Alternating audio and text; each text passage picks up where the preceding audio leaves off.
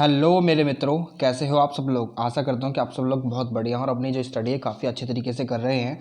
ठीक है, तो आज इस वीडियो में हम बात करने वाले हैं एनआईओएस ज्योग्राफी चैप्टर 9 का पार्ट 2 ये रहने वाला है। ठीक है, इसमें हम बात करेंगे क्लाइमेटिक रीजंस की। हमने क्लाइमेट और वेदर के बारे में ऑलरेडी हमारी प्रीवियस वीडियो में पढ़ लिया है। अगर आपने वो वीडियो नहीं देखी है then you must watch that video. ठीक है, जिसका लिंक मैं नीचे डिस्क्रिप्शन में दे दूंगा। ठीक है, वहाँ से आप वॉच कर सकते हैं। ठीक है, देखिए सबसे ज़्यादा महत्वपूर्ण जो चीज़ है ना वो यही है।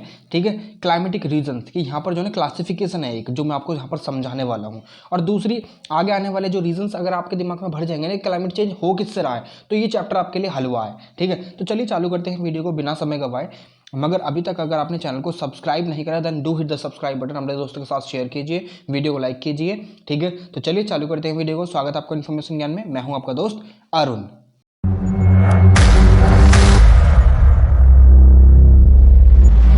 नाउ एक चीज़ तो यहाँ पर क्लियर है कि आपको क्लाइमेट के बारे में और वेदर के बारे में ऑलरेडी पता है अब। ठीक है, क्योंकि मैंने समझा दिया है। ठीक है, अगर आपने नहीं देखी है वो वीडियो देखिए ज़रूर।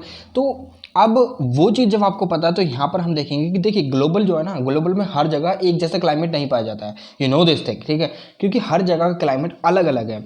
ये पोलर एरियाज़ का अलग है। ठीक है, और जो साउथ अमेरिका का अलग है, नॉर्थ अमेरिका का अलग है, एशिया का अलग है। ठीक है, और दूसरी बात चाइना का अलग है। ठीक है, फिर वहीं पर जो अफ्रीका है उसका अलग है। नीचे जब हम जाते हैं अंटार्कटिका उसका अलग है, अटलांटिक ओशन का अलग है। ठीक है, आर्कटिक सर्कल का अलग है। तो हमने देखा काफ़ी सारे जो यहाँ पर क्लाइमेट जोन्स हैं।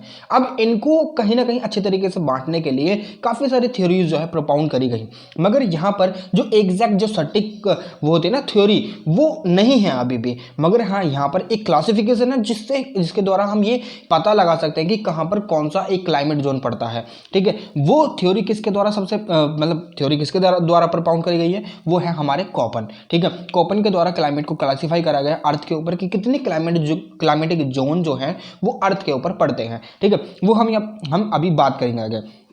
मगर उससे पहले हमारी जो एंशिएंट काल में जो ना एक जो ग्रीस के फिलोसोफर हुआ करते थे, that is the renowned philosopher थे। ठीक है, वो प्लूटो के क्या थे, वो शिष्य हुआ करते थे। वो थे कौन थे?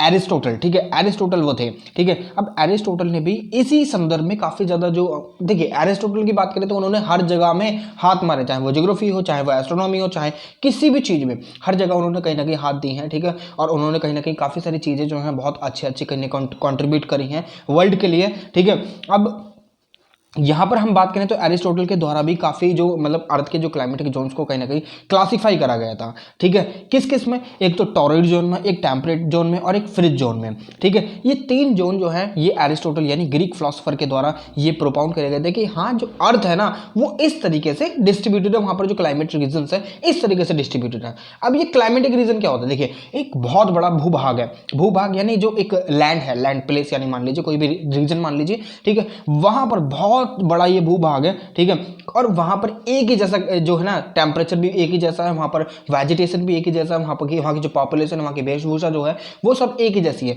तो उस पर्टिकुलर रीजन को एक क्लाइमेटिक रीजन बोल दिया जाता है। ठीक है, उसको बोलते हैं हम एक क्लाइमेटिक रीजन, जहां पर सारी चीजें एक अनुसार में एक ही यानी सीक्वेंस में हमें देखने के लिए मिलती हैं। जैसे कि जो फ्रीक्वेंसी होती है ना, जैसे कि 90 हर्ट्ज की फ्रीक्वेंसी है और वो 90 हर्ट्ज की फ्रीक्वेंसी इस पूरे रीजन में देखने के लिए मिल रही है, तो इस रीजन को हमने एक पर्टिकुलर क्लाइमेटिक रीजन का जो है पुरस्कार दे दिया। ठीक है, ये बात आपको समझ गए। यहां पर डेफिनेशन भी लिखी है, ये डेफिनेशन आप ही के लिए है। ठीक है, आप ही की बुक में लिखी है। ठीक है, जैसा हेलो, अगर आपके समझ में आ जाती है तो आप जो है ना इस डेफिनेशन को अपनी तरफ से भी लिख सकते हैं। An area which has homogeneous, homogeneous का मतलब एक जैसा। ठीक है, क्लाइमेटिक करेक्टरिस्टिक्स, एक जैसे क्लाइमेटिक करेक्टरिस्टिक्स हैं। ठीक है, एंड हैज ज्योग्राफिक कॉन्टिन्यूटी, और उसकी जो ज्योग्राफिक कॉन्टिन्यूटी है काफ़ी हद तक यानी बहुत बड़ा भूभाग है। ठीक है, और वहाँ पर होमोजीनस क्लाइमेट पाया जा रहा है, तो उसको एक हम क्लाइमेटिक रीजन बोल देते हैं, या फिर क्लाइमेट रीजन आपके हिसाब से। ठीक है, समझ में आ गई आपको बात? ठीक है, तो यहाँ पर यही चीज़ें यहाँ पर ग्रीक फिलोसोफर के द्वारा यहीं पर ये चीज़ बोली गई थी। मगर ये इसका बेस क्या था? इसका बेस था इंसोलेशन, कि धूप कहाँ पर पड़ रही है, यानी सॉरी कभी कभी हो जाता है। देखिए अब यहाँ पर देखिए धूप जो पड़ रही है, यहाँ पर इतनी सारी धूप पड़ती है, एक पर्टिकुलर जगह है। देखिए मानकर चलिए, ये देखिए यहाँ पर ये पूरा पूरा अर्थ का एक सर्कल है। ठीक है, अर्थ है ये। ठीक है, अब इस जगह पर ये इसको बोलते हैं हम इक्वेटर, यानी हम इसे बोलते हैं ट्रॉपिक। ठीक है, ट्रॉपिक बोलते हैं इसे, यानी यहाँ पर जो धूप का जो रेशो है ना वो बहुत ज़्यादा होता है, खासकर ये ट्रॉपिक ऑफ कैंसर पर और ट्रॉपिक ऑफ कैप्रिकॉर्न पर, क्योंकि यही कहीं ना कहीं, क्योंकि जो अर्थ है वो अपनी एक्सिस पर 23.5 डिग्री टिल्टेड है, क्योंकि जब अर्थ जो है जो सूरज के सबसे ज़्यादा नज़दीक होती है तो उस समय पर यहाँ पर नॉर्दर्न हेमिस्फेयर में क्या आते हैं, क्या आता है, विंटर आता है, और वहीं पर जब अर्थ सबसे ज़्यादा दूर होते हैं तब वहाँ पर नॉर्दर्न हेमिस्फेयर में समर आते हैं और सदर्न हेमिस्फेयर में विंटर चल रही होती हैं। इसका मतलब यही है कि सदर्न हेमिस्फेयर में जो विंटर का जो ड्यूरेशन है वो काफ़ी लॉन्ग है as compare to the this northern hemisphere, ठीक है। अभी यहाँ पर ये टेम्परेट जोन है, टॉपिक है, और ये टेम्परेट जोन ये पोलर रीजन, ठीक है। तो यहाँ पर जो है ये टॉरॉइड जोन, टेम्परेट और फ्रिज जोन, ठीक है। टॉरॉइड यानी ये वाले रीजन, ठीक है, और टेम्परेट तो आपको दिख ही रहा है, और ये पोलर रीजन, ठीक है। फ्रिज यानी जो परमाफ्रॉस्ट होते हैं, जो परमानेंटली आइस से कवर है, ठीक है। तो वो कौन कौन से रीजन, नॉर्थ पोल हो गया और साउथ पोल हो गया। मैंने आपको बताया था कि जो एलिवेशन है, ज्योग्राफिकल करेक्टर है, वो भी कहीं ना कहीं एक जगह के क्लाइमेट को इन्फ्लुएंस करते हैं। हाईलैंड जो होते हैं वहाँ पर हमें ज़्यादा जो है प्रेशर कम देखने के लिए मिलता है, और वहाँ पर जो है बर्फबारी यानी ठंडा जो कूलर क्लाइमेट है वहाँ का हमें देखने के लिए मिलता है। वहीं पर लोलैंड की अगर बात करें तो लोलैंड यानी पहाड़ से जो नीचे वाले एरिया, वहाँ पर हमें थोड़ा सा माइल्ड टेम्परेचर वहाँ पर देखने के लिए मिलता है। समझ में आ गई आपको बात? चलें आगे, चलिए देखिए, अगर आपको नहीं समझ में आया रिपीट कीजिए वीडियो को, ठीक है। देखिए यहाँ पर आप ये देख रहे हैं, ये वाला रीजन पूरा का पूरा ये ट्रॉपिकल जोन है, ठीक है, जहाँ पर सनशाइन रहती है, ठीक है, सनशाइन रहती है। और ये वाला जो रीजन देख रहे हैं ना येलो कलर में, ये है सब ट्रॉपिकल रीजन, सब ट्रॉपिकल रीजन, और इसी रीजन में खासकर जो मरुस्थल हैं वो पाए जाते हैं, ठीक है। अब ये वाला जो रीजन आप देख रहे हैं ना ग्रीन कलर में, ये ग्रीन कलर में, ये है कौन सा रीजन, ये है टेम्परेट जोन, ठीक है। सब ट्रॉपिकल रीजन ये है, ठीक है, ट्रॉपिकल रीजन ये है, ठीक है। ये बात आपको समझ में आ रही है ना, ठीक है, क्योंकि ये आप देख रहे हैं ये ट्रॉपिक ऑफ कैंसर है, ये ट्रॉपिक ऑफ कैप्रिकॉर्न है, और ये हमारी इक्वेटर है, ये वाली लाइन, ठीक है, ये जो लाइन जा रही है, ठीक है। अब ये वाला ऊपर जो है ये है पोलर रीजन, ठीक है, पोलर या सब पोलर जोन हम इसे बोल सकते हैं, ठीक है। समझ में आ गई आपको बात? चलें आगे, चलिए अब देखिए यहाँ पर इस चीज को समझाने के लिए अब जो ये क्लासिफिकेशन एरिस्टोटल के द्वारा दी गई थी ना, ये कहीं ना कहीं जो है ना एक तरीके से एक डिस्क्रिपेंसी क्रिएट कर रही थी, यानी बोल सकते हैं हम कि कहीं ना कहीं जो है ना ये कहीं ना कहीं फुलफिल नहीं कर रही थी सारी चीज़ों को। अब उस चीज़ को फिलअप करने के लिए, हर चीज़ को एक तरीके से एकदम सटीक एग्जैक्ट लोकेशन लेकर आने के लिए कोपन ने क्लासिफिकेशन दी कि कोपन के द्वारा जो है ना क्लाइमेट रीजन्स को बांट देगा कि हाँ हमारी धरती पर इस तरीके के क्लाइमेट पाए जा सकते हैं। अब वो 5 प्रकार के क्लाइमेट थे, ट्रॉपिकल, ठीक है, dry, temperate, cold and polar. ये रीजन जो थे वो कॉपन ने दिए, ठीक है। अब इनको जो है 5 मेजर इंग्लिश लेटर से डिनोट करा जाता है, A, C, E और D और B, ठीक है। ये B वाला है, ये है ड्राई क्लाइमेट। ऑब्वियसली आपको यही ध्यान में रखना है कि B जो है हमेशा ड्राई ही रहेगा, ठीक है। मैं अभी आपको पढ़ाऊंगा ये सारी चीज़ें, आपकी बुक में दी हुई हैं, समझ में नहीं आती हैं मैं आपको समझा रहा हूँ, ठीक है, ठीक है। अब यहाँ पर देखिए, यहाँ पर कॉपन के द्वारा क्लासीफाई कर दिया गया कि हाँ ये जो ना ऐसे ऐसे टेम्परेचर यहाँ क्लाइमेट के रीजन है। अब यहाँ पर भी और ज़्यादा इनको क्लासीफाई सब क्लासीफाई कर दिया गया जिनको डिनोट करा गया स्मॉल लेटर्स थे, ठीक है। अब ये F, M, W, S, ठीक है, और भी काफ़ी सारे हैं, दिखाता हूँ आपको, मगर आपको ये चीज़ें ध्यान में रखनी है जो मैं अब आपको दिखाने वाला हूँ, ठीक है। क्योंकि यहीं से अगर आप इन चीज़ों को समझ गए ना, ये जो A, C, D, E और B है आपकी बुक में अलग तरीके से दे रखी है। एक है डी.आर. खुल्लर की बुक, एक है माजिद हुसैन की बुक, और एक है गोशी लियोंग, ठीक है। अब ये जो बुक हैं ये स्टैंडर्ड लेवल की हैं, ठीक है, उसमें काफ़ी सारी चीज़ें अलग तरीके से दे रखी हैं, तो वहाँ से जो है ना आपको बिल्कुल भी समझ में नहीं आने वाला। अगर आप अपने जो बैचलर्स में या फिर अपने मास्टर्स में ज्योग्राफी लेते हैं तब आपको ये जो क्लासिफिकेशन है ना बहुत अच्छे तरीके से बहुत खुलकर आपको समझाई जाएगी, ठीक है।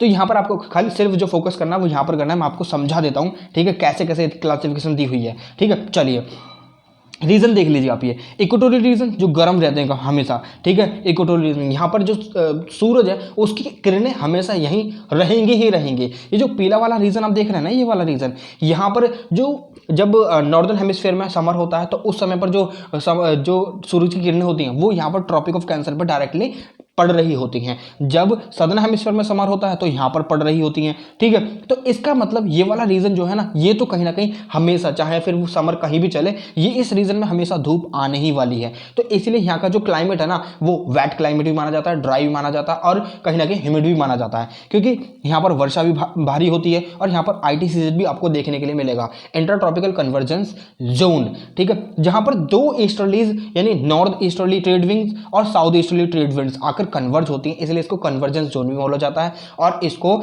जो है कहीं ना कहीं यहाँ पर लो प्रेशर भी पाया जाता है, ठीक है, लो प्रेशर बेल्ट भी बोलते हैं इसको, ठीक है। तो ये इक्वेटोरियल रीजन हो गया, और यहाँ पर देखिए ये सब इक्वेटोरियल हो गया, ये ट्रॉपिकल रीजन हो गया, ठीक है, क्योंकि जो सूरज शिफ्ट करता है ना अपने जो रेज, वो ट्रॉपिकल रीजन में ही शिफ्ट करता है, यहाँ तो रहते ही परमानेंटली, ठीक है। यहाँ पर जब यहाँ पर समर चलेगा सदर्न हेमिस्फीयर में, तब समर में यहाँ पर ट्रॉपिकल रीजन आ जाएगा, ठीक है। अब यहाँ पर ये सब ट्रॉपिकल रीजन है, ठीक है, जिसे हम सब ट्रॉपिकल हाई बोलते हैं। ये टेम्परेट रीजन है, ये आर्कटिक रीजन है, ये सबार्टिक आर्कटिक है, ठीक है। ये पोलर, ये कहीं ना कहीं जो सबार्टिक आर्कटिक है ना, ये कोल्ड रीजन है, ठीक है, और जो आर्कटिक है ना, ये है पोल वाला रीजन, ठीक है, पोल, जैसे आर्कटिक सर्कल बोलते हैं, जो परमानेंटली फ्रोजन होता है। खासकर आप अगर विंटर की बात करें ना, विंटर अगर नॉर्दर्न हेमिस्फीयर में या फिर सदर्न हेमिस्फीयर में विंटर आते हैं, तो यहाँ पर जो है ना पूरी की पूरी समुद्र पर जो है ना बहुत मोटी मोटी जो परत है ना, वो जम जाती है, ठीक है, यानी बर्फ की बहुत तगड़ी तगड़ी। अब यहाँ पर देखिए, आप ये ये आपको जो है ना आपकी बुक में दिख जाएगा, देखिए मैं एक मिनट जूम करके दिखाता हूँ आपको यहाँ पर ये तरह तरह के वर्ड आपको देखने के लिए मिल जाएंगे, DCFHBSK DBF। अब आपको ये समझ में नहीं आएंगे, ये दे के रखा फालतू की चीज़ें हैं क्या, ये नहीं, ये फालतू की नहीं, ये कहीं ना कहीं जो चीज़ें हैं ना, ये क्लाइमेट रीजंस को दर्शा रही हैं कि हाँ कहाँ पर कौन सी चीज़ का क्लाइमेट है, ठीक है, कौन सा क्लाइमेट यहाँ पर पाया जा रहा है। अब मैं आपको वही तो समझाने वाला हूँ कि कौन सा क्लाइमेट कहाँ पर पाया जाने वाला है, ठीक है। तो चालू करें, चलिए बढ़ते हैं फिर आगे। अब यहाँ पर ये चीज़ें जो है ना आपको याद रखनी है, ठीक है, ये आपकी बुक में नहीं दी हुई हैं, ठीक है, जो मैंने आपको यहाँ पर लिख कर दी हैं, क्योंकि यहाँ पर ये चीज़ें जो ना आपको दूसरे जो वर्ड है ना ACD जो कैपिटल लेटर में लिखे हुए हैं उनके साथ एसोसिएटेड देखने के लिए मिलेंगे, ठीक है। जैसे कि यहाँ पर ये कैपिटल में S लिखा हुआ है, तो इसका जो मीनिंग है, जहाँ पर भी आपको ये किसी भी वर्ड के साथ ABCDE के साथ अगर लिखा हुआ मिलेगा ना, तो वहां पर समझ लेने का वो स्टैपी क्लाइमेट है। स्टैपी एक रीजन होते हैं जहां पर घास के मैदान होते हैं, ठीक है। तो चलिए, अब ये W है, ये कैपिटल W है, ठीक है, इसका मतलब है डेजर्ट क्लाइमेट की मरुस्थलीय वहां का क्लाइमेट है, ठीक है। अब स्मॉल f का मतलब है ह्यूमिड क्लाइमेट, ह्यूमिड जहां पर पानी की जो सांद्रता है यानी concentration of the water in the air, ठीक है, एयर इज मोर, ठीक है, वहां पर बहुत ज्यादा है, ठीक है। तो स्मॉल m का मतलब है यहाँ पर मॉनसूनल क्लाइमेट है, ठीक है। और यहाँ पर ये s का मतलब है, स्मॉल s का मतलब है, ये कैपिटल S है, ये स्मॉल s है, ये स्मॉल s का मतलब है यहाँ पर जो समर रहने वाले हैं वो ड्राई रहने वाले हैं, ठीक है। और W का मतलब है यहाँ पर जो विंटर जो है वो ड्राई रहने वाले हैं, ठीक है। कैपिटल T का मतलब है कि यहाँ पर टुंड्रा का क्लाइमेट है, ठीक है। टुंड्रा यानी जो जब आप पोलर की तरफ जाएंगे ना, पोलर रीजन की तरफ, यानी इक्वेटर से पोलर की तरफ मूव करना चालू करेंगे, तो आपको जो है वहाँ पर जो है काफी जो एक कोन टाइप के जो वृक्ष है ना आपको वहां पर देखने के लिए ट्री, ठीक है, कोन टाइप के देखने के लिए मिलेंगे, तो वो जो है ना इसी रीजन में आपको ज्यादातर देखने के लिए मिलते हैं, टुंड्रा वाले क्लाइमेट में। फिर उसके बाद आ जाता है पोलर का क्लाइमेट, ठीक है, जो पूरा का पूरा कोल्ड होता है, वहां पर परमानेंटली जो कवर रहती है आइस, तो वहां पर वृक्ष होंगे ही नहीं, ठीक है। तो यहाँ पर ये एफ है ना, ये एफ कैपिटल F, इसका मतलब है climate of the eternal Frost, यानी जमा हुआ, ठीक है, परमानेंटली, ठीक है। H का मतलब है, स्मॉल h का मतलब है हॉट क्लाइमेट की, हॉट क्लाइमेट यहाँ पर रहने वाला है, चाहे फिर हॉट के साथ ह्यूमिड भी हो सकता है, ड्राई भी हो सकता है, मानसूनल भी हो सकता है, ठीक है। ये बात आपको यहाँ पर ध्यान रखनी है। स्मॉल k का मतलब है कोल्ड क्लाइमेट, ठीक है, कोल्ड क्लाइमेट, ये बात आपको समझ में आ गई। बस इन लेटर्स का मतलब समझिएगा, ठीक है, मैं आपको बीच बीच में रेफरेंस देता रहूंगा, ठीक है। चलिए अब चलते हैं आगे, यहां पर समझने वाली बात आती है, ठीक है। अब देखिए ये कैपिटल A है, ठीक है, मेजर ग्रुप, ठीक है। अब यहां पर इसको भी डिवाइड कर रखा है। अब कैपिटल A का जो क्लाइमेट है वो है tropical hot and humid climate. Tropical hot यानी ट्रॉपिकल रीजन की बात हो रही है, किस रीजन की बात हो रही है, ट्रॉपिकल वाले रीजन की बात हो रही है, इस पूरे रीजन की बात हो रही है, पीले वाले की, ठीक है। समझ में आ गया आपको बात, चले आगे, चलिए ये देखिए, अब ये ट्रॉपिकल रीजन की यहां पर बात हो रही है, इसको भी 3 भागों में बांट रखा है। एफ का मतलब क्या है, यहां पर देखिए, पहले हम ये देख लेते हैं कि यहां पर 3 है, FMW, ठीक है। तो यहां पर FMW देखिए, यहां पर F का मतलब है ह्यूमिड, ठीक है, W का मतलब है ड्राई विंटर, ठीक है, और दूसरा क्या था, M का मतलब है मॉनसूनल क्लाइमेट, ठीक है। चलिए अब देखिए, यहां पर F का मतलब है ह्यूमिड, यहां पर ट्रॉपिकल रेन फॉरेस्ट रहने वाले हैं, कंप्लीटली ट्रॉपिकल रेन फॉरेस्ट। क्यों? क्योंकि ये जो यहाँ पर जो सीजन है कभी भी ड्राई नहीं रहने वाला है और हॉट रहेगा और रेनी सीजन रहेगा, यहाँ पर बारिश होती रहेगी। इसलिए इस रीजन के क्लाइमेट को बोला जाता है हॉट ह्यूमिड क्लाइमेट, यानी ह्यूमिडिटी यहाँ पर प्रेजेंट रहेगी throughout the year. M का मतलब है मानसूनल क्लाइमेट, यहाँ पर मानसून आने वाले हैं, ट्रॉपिकल मानसून, यहाँ पर मानसून रहेंगे, ठीक है। अब ये हॉट सीजन, हॉट तो रहेगा मगर सीजनैलिटी यहाँ पर रेनफॉल में देखने के लिए मिलेगी कि समर में हो सकती है, विंटर में हो सकती है, ठीक है।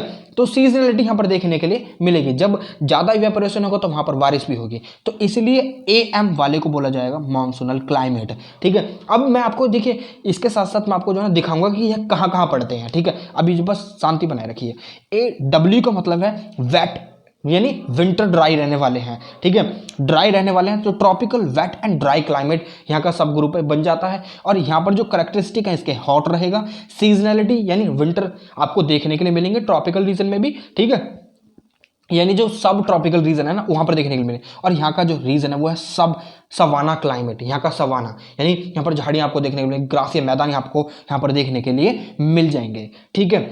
अब ये चीज़ें मुझे कैसे पता, आपकी बुक में नहीं लिखी, मुझे कैसे पता है? क्योंकि मुझे पता है, ठीक है। आपको मैं बता रहा हूँ ना, बस आप यहाँ पर फोकस कीजिए, ठीक है। अब यहाँ पर हम देख लेते हैं कि AF, AM और AW पढ़ते कहाँ हैं, ठीक है। ये देखिए अब यहाँ पर AF वाला क्लाइमेट यहाँ पर है, ठीक है, और AW वाला यहाँ पर क्लाइमेट, ये ट्रॉपिकल रीजन है सारे के सारे, ठीक है, क्योंकि यहाँ पर ट्रॉपिक ऑफ कैंसर यहाँ से निकल रही है, सॉरी इक्वेटोरियल जो रीजन है वो ये वाला रीजन, और यही इसी के पूरे रीजन को क्या बोला जाता है? ट्रॉपिकल रीजन बोला जाता है। यहाँ पर AF वाला रीजन, AW वाला रीजन, ठीक है, ये AW देखिए, और ये AM मानसूनल, यहाँ पर अमेजन फॉरेस्ट है, the biggest forest in the world, ठीक है, यहाँ पर है, यानी इसको जो ना the heart of the earth भी बोला जाता है, ठीक है। तो यहाँ पर AF AM वाला मानसूनल क्लाइमेट, AF वाला यहाँ पर, ठीक है। तो ये क्लाइमेट आपको देखने के लिए मिल जाएंगे, कहाँ कहाँ पर ये क्लाइमेट पड़ते हैं, ठीक है, कौन कौन सी जगह पर पड़ते हैं। यहाँ पर आपको फॉरेस्ट देखने के लिए मिलेंगे, यहाँ पर आपको वर्षा देखने के लिए, बारिश होती है यहाँ पर, क्योंकि यहाँ से जब इवेपोरेशन होगा तो जो मानसून आते हैं, यानी जो नॉर्थ ईस्टर्ली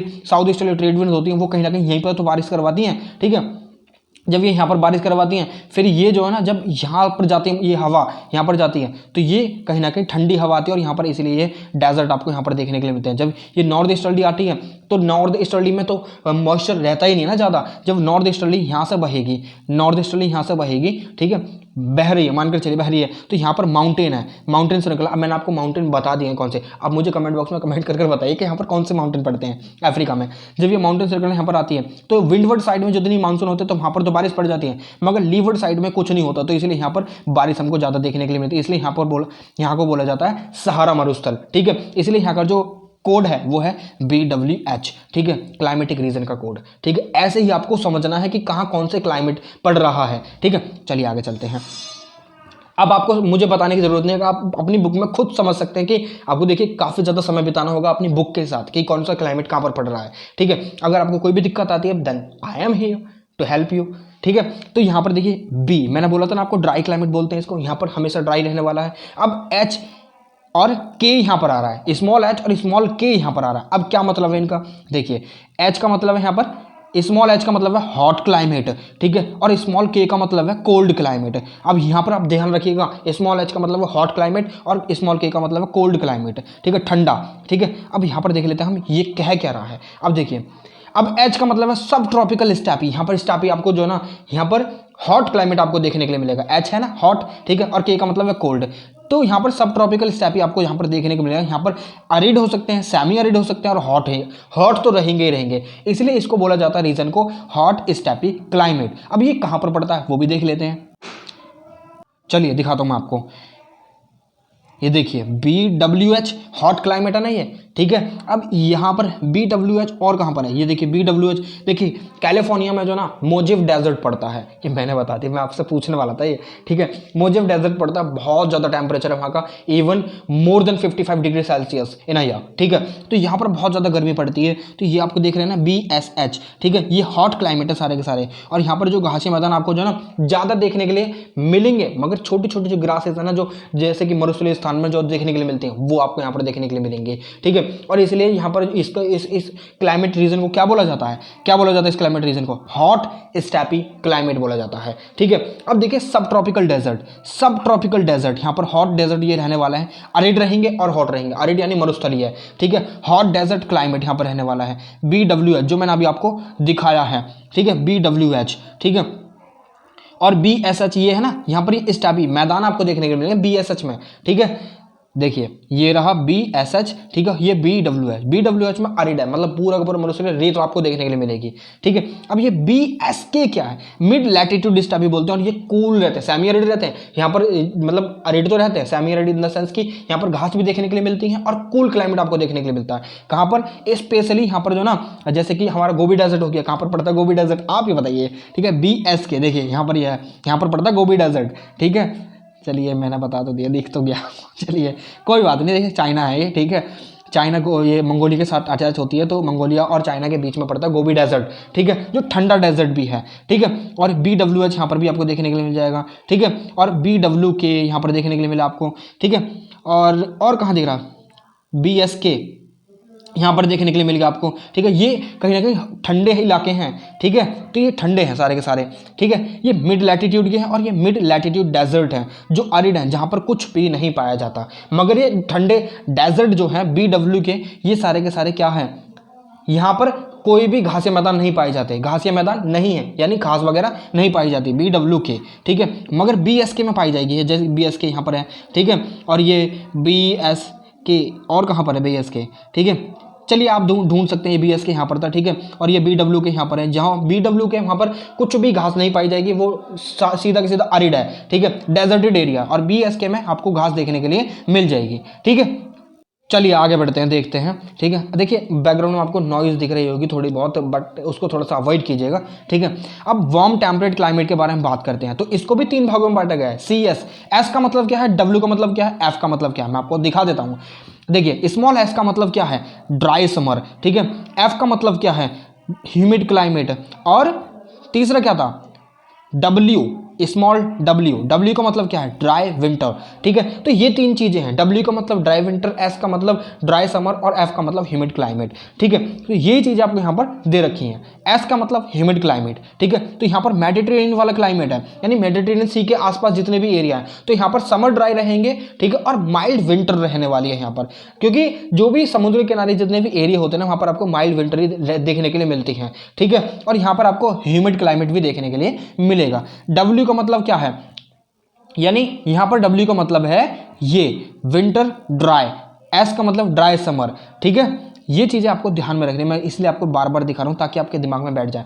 F का मतलब क्या है, ह्यूमिड, ठीक है, माइल्ड विंटर आपको यहाँ पर देखने के लिए मिलेगी। S का मतलब सॉरी ड्राई समर, ठीक है। F का मतलब है ह्यूमिड क्लाइमेट है, ठीक है। तो यहाँ पर माइल्ड विंटर देखने के लिए मिलेगा। ऑल मॉइस्ट ऑल सीजन, हर सीजन में मॉइस्ट रहेगा, यानी ह्यूमिडिटी बरकरार रहेगी। यूरोपियन क्लाइमेट इसको बोलते हैं, ठीक है। चले आगे, चलिए अब यहां पर देखिए cold snow forest climate. DF का मतलब ह्यूमिड क्लाइमेट, W का मतलब ड्राई विंटर, ठीक है। विंटर ड्राई रहेंगे, वेरी सीवियर रहेंगे।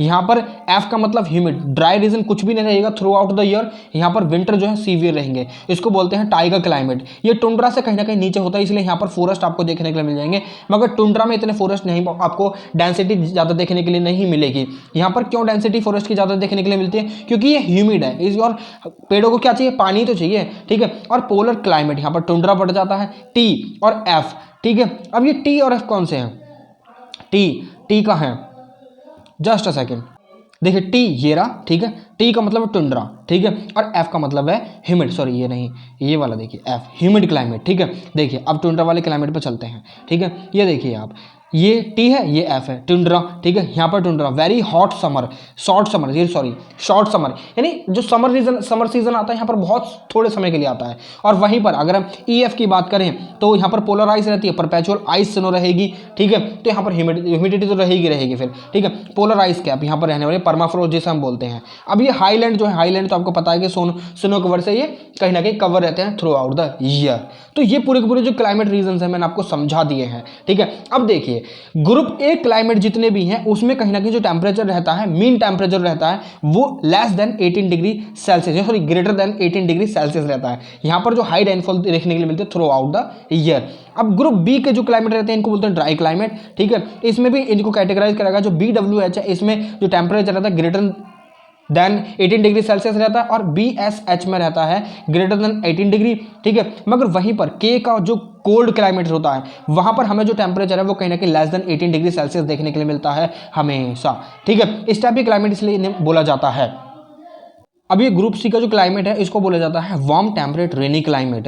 थ्रू आउट इसमें प्रेसिपिटेशन होता रहता है, यानी बारिश होती रहती है। इसका जो टेम्परेचर होता है मीन टेम्परेचर, एवरेज टेम्परेचर की बात करें, बीच का टेम्परेचर, ठीक है। ये सारे के सारे बीच के टेम्परेचर हैं, ठीक है। तो यहाँ पर जो मीन टेम्परेचर रहता है वो 3 डिग्री से 13 डिग्री सेल्सियस के बीच में रहता है, ठीक है। ग्रुप डी की बात करें तो यहाँ पर जो क्लाइमेट पाया जाता है वो कोल्ड और स्नो फ्रॉस्ट क्लाइमेट पाया जाता है। यहाँ का जो मीन टेम्परेचर रहता है वो 0 डिग्री तक भी चला जाता है और ये 10 डिग्री से ऊपर भी चला जाता है कभी कभी, ठीक है। अब ई की बात करें तो यहाँ पर जो है वेरी कोल्ड कंडीशन होती है, यहाँ पर जो टेम्परेचर होता है हमेशा लेस देन 10 डिग्री सेल्सियस पाया जाता है, ठीक है।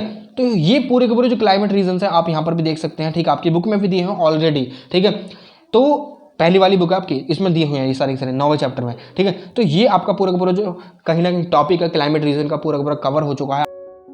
Then now you have so many ways to contact me or to establish a bridge between you and me, sir ताकि आप जो अपनी क्वेरीज हैं वो आप मुझसे पूछ सकें डायरेक्टली, ठीक है। हेजिटेट मत कीजिएगा, ठीक है। देखिए जैसे मैं पढ़ा रहा हूँ बस पढ़ते जाइए, बहुत एकदम खोल कर चीज़ें पढ़ा रहा हूँ, ठीक है, ताकि आपको समझ में आए। अगर फिर भी आपकी क्वेरी रह जाती है कोई भी, then you have so many mediums, ठीक है। तो चैनल को सब्सक्राइब कर दीजिए, अपने दोस्तों के साथ शेयर कीजिए और अपने लाइक भी कर जाइएगा, ठीक है। तो चलिए मिलते हैं एक और नई वीडियो में एक और नई इन्फॉर्मेशन के साथ, तब तक के लिए मैं आपसे विदा लेना चाहूँगा। जय हिंद।